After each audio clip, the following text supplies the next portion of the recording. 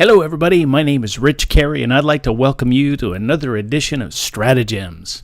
Last time we looked at what it means to believe in one's heart and how heart belief literally charts the course of our life because of the influence it has on our daily decisions.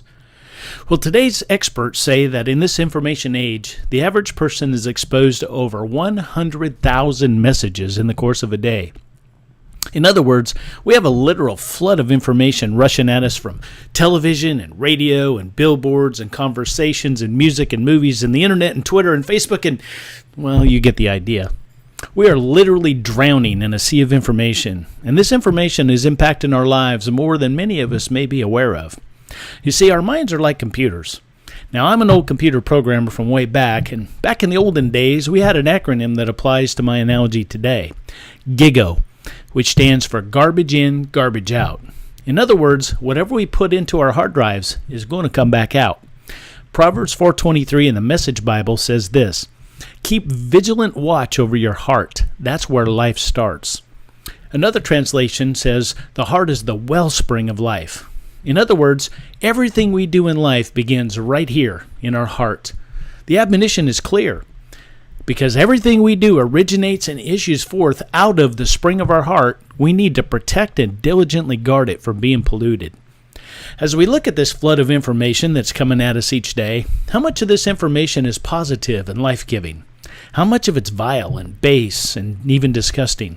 How much of it comes wrapped in emotion, which has a greater likelihood of making it past our minds and lodging down into our hearts?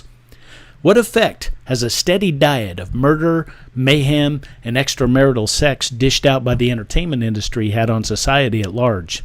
I wonder how many people today have any kind of filter in place that's capable of preventing these destructive messages from polluting their hearts. I think the average person is pretty much at the mercy of the flood and has thus been victimized by the deception that has bombarded their lives. As a result, there's a great deal of unnecessary pain and brokenness in many lives that could have been prevented with the installation of a new filter system for their thoughts. Of course, it would also be helpful to exercise a bit of discernment and not subject ourselves to so much garbage in the first place. Some people spend all day drinking from the toilet and wonder why they have a bellyache at night. I think it's pretty obvious that there's an intentional effort underway to manipulate the hearts and minds of people and to turn them away from a wholesome lifestyle that is rooted in a belief in God, and instead promote a destructive lifestyle that only cares for the pleasure of the moment without any regard to future consequences. As a nation, we're becoming increasingly short-sighted and selfish people. Is it possible to break this cycle of destruction? Yes, it is. But it won't happen until we begin to take personal responsibility for what goes on in our hearts and take action to identify and clean up our wellspring of life. We'll continue this next time right here on StrateGEMS. We hope you join us.